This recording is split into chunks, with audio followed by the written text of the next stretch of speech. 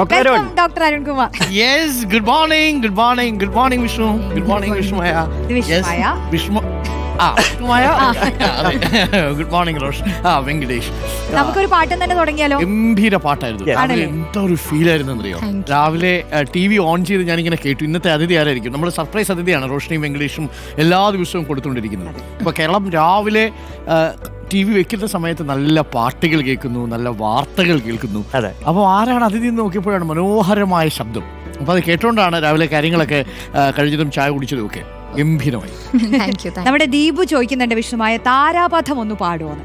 നമുക്ക് ദീപുവിന് വേണ്ടിയും അരുൺചേട്ടന് വേണ്ടി ആ പാട്ടൊന്ന് പാടിയാലോ?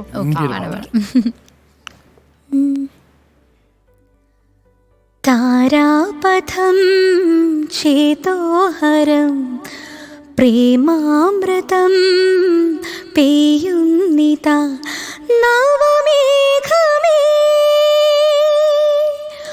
കുളിർ കൊണ്ടുവാ ഒരു ചെങ്കുറിഞ്ഞിപ്പൂവിൽ മൃദു ചുംബനങ്ങൾ നൽകാം താരാപഥം ചേതോഹരം പ്രേമാമൃതം പെയ്യുന്നിതാ. അടിപൊളി. ചോട്ടി ചിത്ര എന്നാണ് അറിയപ്പെടുന്നത്. ശങ്കർ മഹാദേവൻ ഈ ഗന്ധർവ ജൂനിയർ യേശുദാസ് എന്നൊക്കെ പറയുന്ന പോലെ ചോട്ടി ചിത്ര.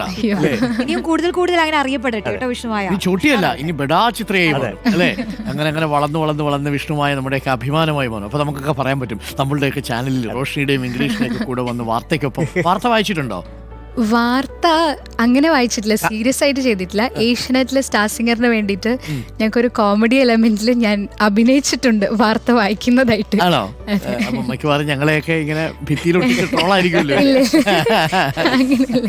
അതെ, എന്തായാലും അപ്പൊ ഒരുപാട് പാട്ടുകൾ പാടാൻ കഴിയട്ടെ, ഉഷാറാവട്ടെ. Thank you so much. Reporter ചാനലിലും താങ്ക് യു. ഇന്നിങ്ങനെ ഒരു മോർണിംഗ് ഷോയില് ഇങ്ങനെ പ്രോഗ്രാം ചെയ്യാൻ പറ്റിയില്ല. Thank you so much. നിങ്ങൾ താമസിക്കുന്ന വയനാടാണോ? അല്ലേ? ഇപ്പൊ താമസിക്കുന്ന വയനാട്ടിലാണ്.